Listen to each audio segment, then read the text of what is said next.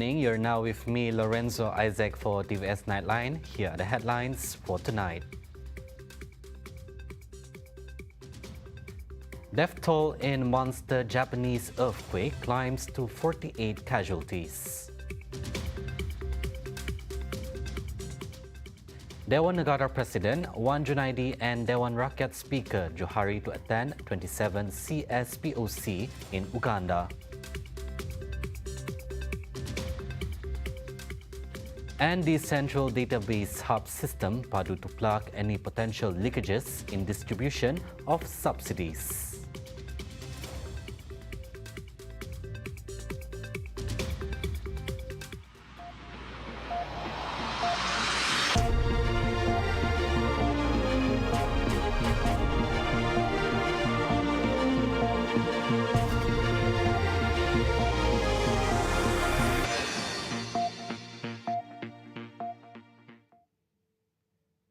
Japanese rescuers face the challenge of time and strong aftershock as they work to locate survivors of a New Year's Day earthquake that claimed the life of at least 48 individuals and resulted in extensive damage.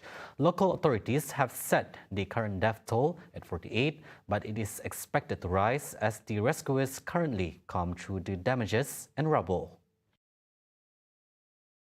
A magnitude 7.5 earthquake struck Ishikawa Prefecture on Honshu, causing tsunamis of a 1 meter high, house collapses, significant fires, and road destruction.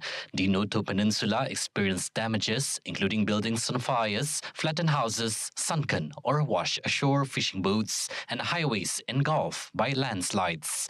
Fortunately, concerns about larger waves were unfounded, leading Japan to lift all tsunami warnings on Tuesday. Reports indicate that 25 houses collapses in the city, with 14 possibly trapping individuals. The Fire and Disaster Management Agency issued evacuation orders to 62,000 people, and the Defense Ministry accommodated around 1,000 individuals at a military base. The earthquake rekindles memories of the 2011 undersea earthquake and tsunami, which claimed approximately 18,500 lives in the northeastern Japan.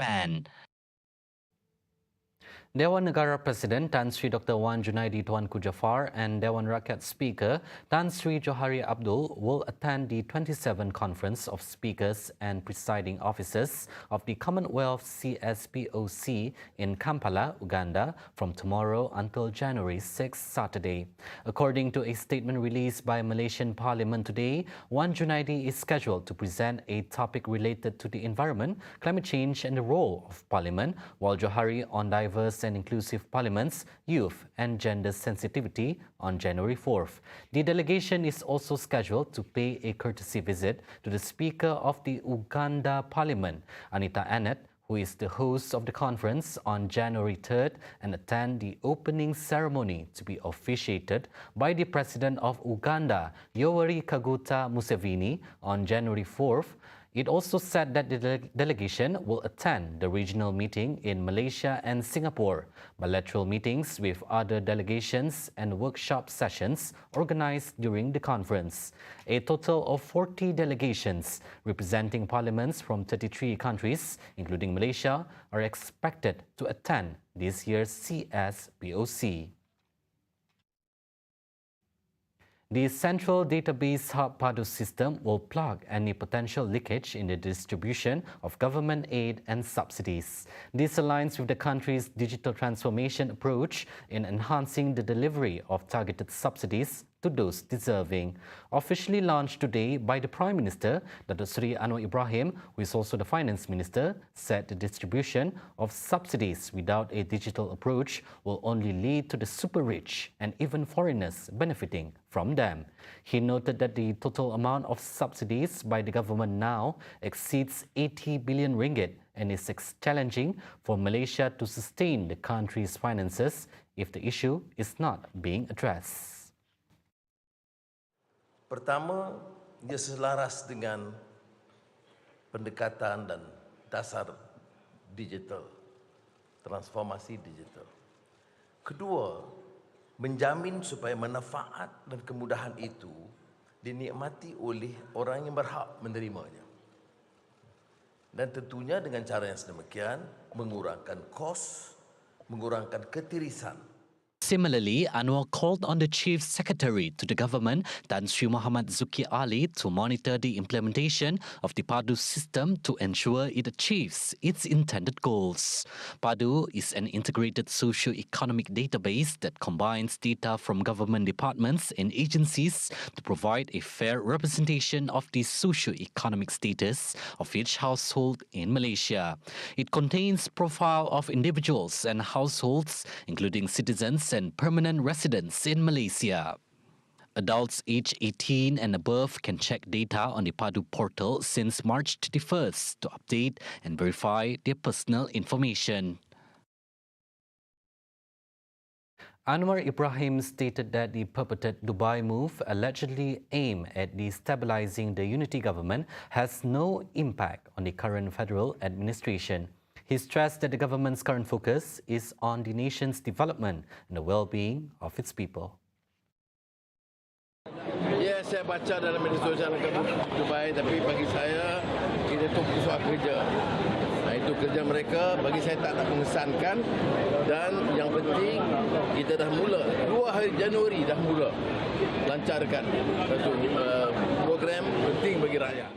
Earlier, on December 30th, Community Communications Department JCOM Deputy Director General Dato' Ismail Yusob was reported claiming that the Dubai move took place during the holiday of opposition and government leaders in the capital of the United Arab Emirates UAE recently. Cebu police have activated a manhunt for 2 suspects involved in a shooting incident at a coffee shop at Jalan Wong King Hu on Monday.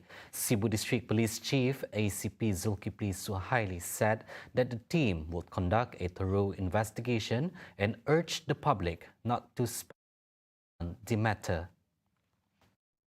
Okay, motif kejadian masih dalam tindakan pihak polis dan kita telah membentuk satu tim khususnya di bawah Jabatan Sarjana IPD Cebu untuk melihat pelbagai angle terutama dari segi motif kejadian. Initial investigation revealed that police found 10mm bullet casings believed to have been fired by 2 suspects who wore motorcycle helmets during the incident at about 4:55 p.m. In a CCTV footage circulated in social media, one of the suspects was seen leaving the scene on a food delivery motorcycle. 3 victims, aged between 27 and 33, were injured following the shooting of the incident. A check on the background of the victims found 5 of them had past criminal records under Section 148 for weapon possession and Section 324 of the Penal Code for voluntarily causing hurt by dangerous weapons or means. The victims are now being treated at a private medical center and in stable condition. The case is being investigated under Section 307 of the Penal Code for attempted murder. Members of the public with information about the incident are urged to contact the number shown to assist in the investigation. At about 3 p.m. today, a hiker was reported to have been found unconscious at Canada Hill in Miri. Fire and Rescue Department rushed to the scene upon receiving the distress call. Upon arrival, they found the 67-year-old victim. Based on reports, the senior citizen was hiking with his wife and fell unconscious between trail 17 and 18. The victim was then descended by rescuers and transported to the Miri Hospital, where he was pronounced dead. The cause of the investigation is still investigated. Coming up right after the break, Dr. Sabin appointed new DBKK mayor. E-road tax features made easy via MyJPJ. Right here on TVS Nightline, stay tuned.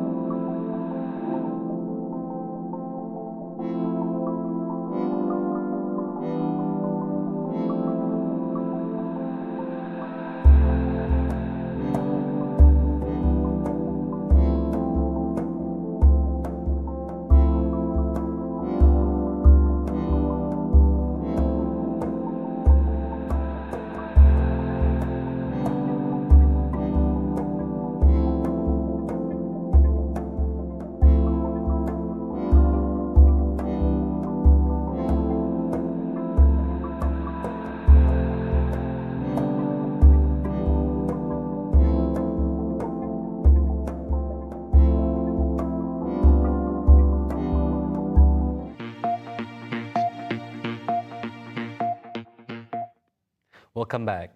Former Chief Executive Officer of the Inland Revenue Board, LHDN, Datuk Sri Dr. Sabin Samita, has been appointed as Mayor of Kota Kinabalu City Hall, DBKK, after receiving the letter of appointment earlier today.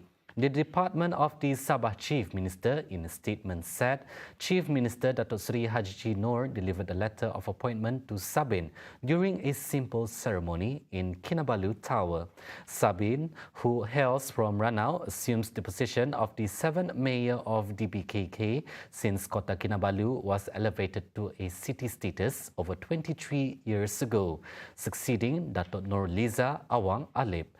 The statement further noted that Sabin previously served as the head of the National Anti-Financial Crime Centre, NFCC, in the Chief Minister's Department. Motor vehicle owners can now share their digital road tax (ELKM) using the new function Kongsi LKM on the MyJPJ application.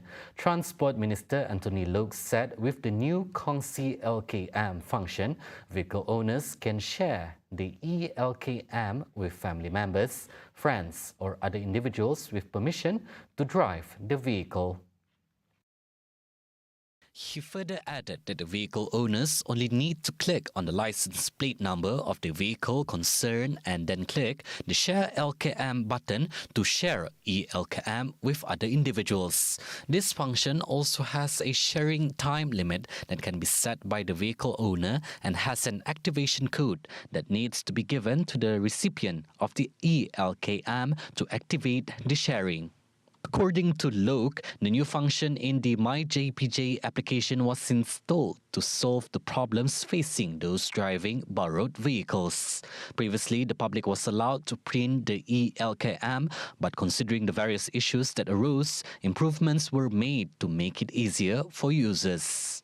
Loke said the ministry will also introduce security papers to replace vehicle license stickers and physical driving licenses (LMM). Based on findings of studies and statistical analysis conducted in 2023, JPJ found that there is an increase in the number of drivers and vehicle owners who chose digitalization, involving 7.5 million users. However, those who are still not ready can still choose physical LKM and LMM during the interim digitalization period in 2024, and during this period, JPJ Malaysia will issue physical LKM and LMM in a new and standardized form in the form of security paper only. He disclosed that the new LKM does not need to be affixed or displayed on the vehicle mirrors as required by Section 20 in bracket 1 of the Road Transport Act (APJ) 1987. The Ministry of Education has not received any official complaints in regards to the alleged hacking of the database for the Digital Education Learning Initiative Malaysia Delima portal.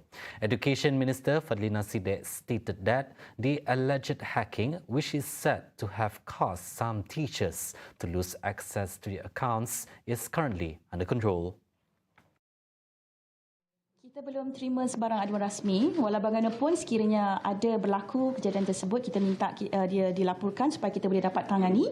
Setakat ini semua berada dalam keadaan yang baik. She said this during a special media briefing on status of institutions under the purview of the ministry at flood-affected areas in Putrajaya on Tuesday. Meanwhile, all educational institutions under the purview of the Ministry of Education (MOE) affected by the flood has resumed its operation, even though some are used as temporary evacuation center (PPS). Its Minister Fadlina Sidek said nationwide there are a total of 157 affected schools, 133 are primary schools, 23 secondary schools, and 1 Permata Center. These schools are scattered around 8 states, namely Kelantan, Pahang, Terengganu, Selangor, Sabah, Sarawak, Johor, and Perak. Selanjutnya, bilangan sekolah yang beroperasi sebagai PPS ataupun Pusat Pemilihan Sementara sepanjang tempoh 11 November hingga 1 Januari 2024 ada 10 buah negeri yang mana 207 institusi pendidikan dijadikan PPS. Ada 173 sekolah rendah, 33 sekolah menengah dan 1 college vocational. Initial reports stated that estimated total damage incurred by the flood on schools under MOE are more than 1 million ringgit. This includes damages on furnitures, fences, building structure and immovable assets in schools located in Kelantan, Terengganu and Pahang. In light of the flood situation, affected students are allowed to adorn casual wear to school. Each respective school must inform the matter to their students, especially those who experience total loss due to the flood. Bagi mereka, anak-anak yang terjejas dengan banjir dan yang mana pakaian mereka juga hanyut ataupun kita panggil total loss lah yang menyebabkan mereka tidak ada pakaian ke sekolah. Jadi kita setuju bahawa mereka boleh datang ke sekolah menggunakan pakaian biasa asalkan berpakaian ke sekolah. Itu yang penting ya. Jadi mereka boleh datang dengan pakaian yang sesuai untuk ke sekolah. Ini adalah sisi pendidikan manusiawi yang mesti kita ambil kira dalam konteks memastikan akses mereka untuk ke sekolah, untuk pendidikan tetap dijamin walaupun mereka terjejas dengan situasi banjir. On December 14th, 3 states, including Kelantan, Terengganu and Selangor, were flooded yet again, which lasted due to heavy downpour. Perak's flood, as of press time, has positively receded. Fadlina urged the public to adhere to the standard operating procedure during the onset of flood by the ministry to prevent from contagious diseases, including COVID-19 or other respiratory problems. Coming up next, South Korean opposition leaders step on the neck and Israel pulling thousands of troops out of Gaza. Plus more world news on TVS Nightline after the break.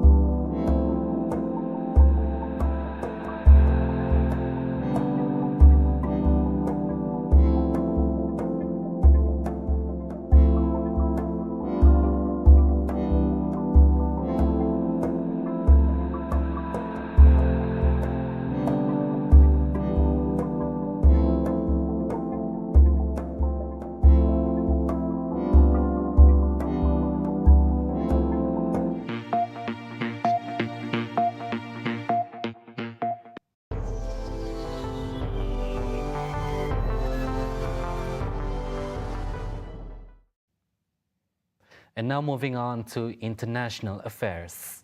South Korea's opposition party, Lee Jae-myung, has been hospitalized following an attack during his visit to the southern port city of Busan. He sustained injuries to the left side of his neck from a stabbing incident by a 67-year-old man wielding an 18-centimeter knife purchased online. Health officials have reported that the injuries are not life-threatening. Photographs from the scene revealed that the assailant, wearing a paper crown with Lee's name on it, approached Lee under the pretense of asking for an autograph before suddenly lunging forward and assaulted him. The assailant was swiftly subdued and arrested. Lee was photographed lying on the ground with people pressing a handkerchief against the side of his neck. He was taken to Busan National University Hospital, arriving approximately 20 minutes after the attack. Despite being conscious while receiving treatment, Lee was later transported by helicopter to Seoul for surgery. Officials from Busan Hospital confirmed that Lee's injuries are not life-threatening.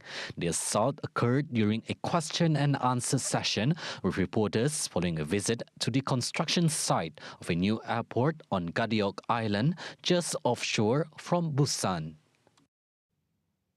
More than 2,000 residents have been evacuated to temporary shelters amid heightened volcanic activities in a volcano in eastern Indonesia. According to the Center for Volcanology and Geological Hazard Mitigation, Mount Lewatobi Laki-Laki in East Nusa Tenggara province has erupted several times in recent weeks, including an eruption on Monday that spewed volcanic ash 1.5 kilometers above its peak.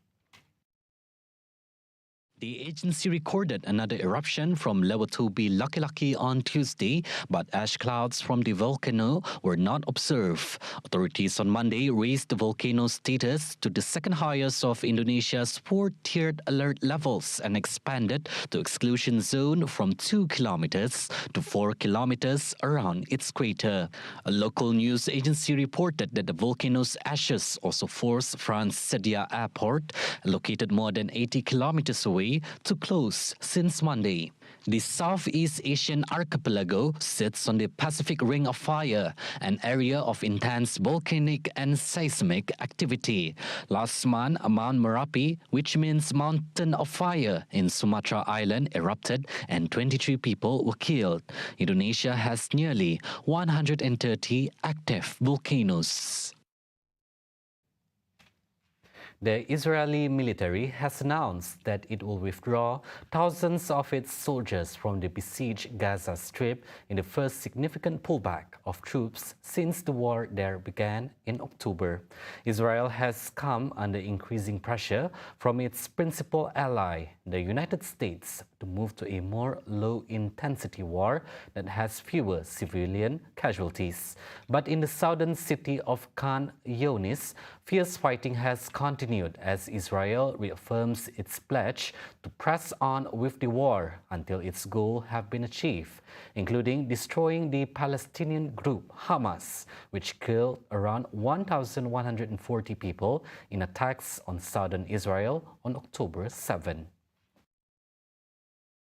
In a statement, the Israeli military said on Monday that 5 brigades or several thousand troops were being taken out of the enclave for training and rest. Israeli military spokesperson Daniel Hagari did not say whether the decision meant the war was entering into a new phase during a briefing on Sunday that first announced the troop withdrawal.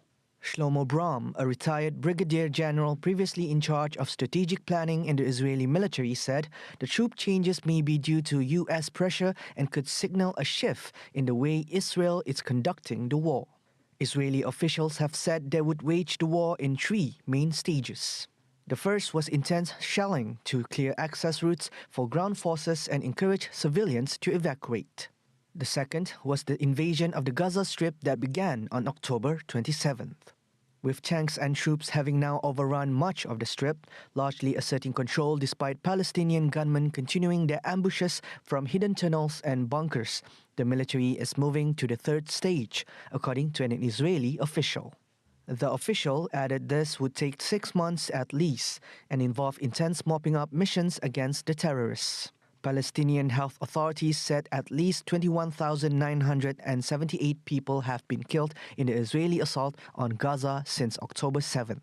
The Israeli military said last week that at least 172 soldiers have been killed since the ground operation began in late October, including 18 by friendly fire and 11 by weapons or equipment malfunctions. 33 individuals have been detained in Turkey on suspicion of spying for Israel's Mossad intelligence service, according to Turkish media, without specifying the nationalities of those detained. The state-run Anadolu news agency reported that the authorities conducted raids in 8 provinces surrounding Istanbul, apprehending the suspect were allegedly involved in missions encompassing abductions and reconnaissance work.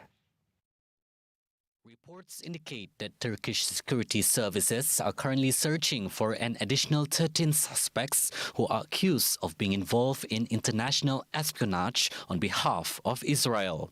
Relations between Turkey and the Zionist regime have deteriorated following the outbreak of the Israel-Hamas war, to which last week Turkish President Recep Tayyip Erdogan, as one of the most outspoken critics of Israeli Prime Minister Benjamin Netanyahu, drew parallels between Netanyahu and Adolf Hitler of Nazi notoriety. The eruption of the Gaza war brought an end to a gradual improvement in Turkish-Israeli relations, which had remained effectively frozen for most of the past decade. Those were the updates on TVS Nightline. For more news, please be sure to visit our social media platforms at tvsarawak.my. I'm Lorenzo Isaac. Thank you for watching and have a good night.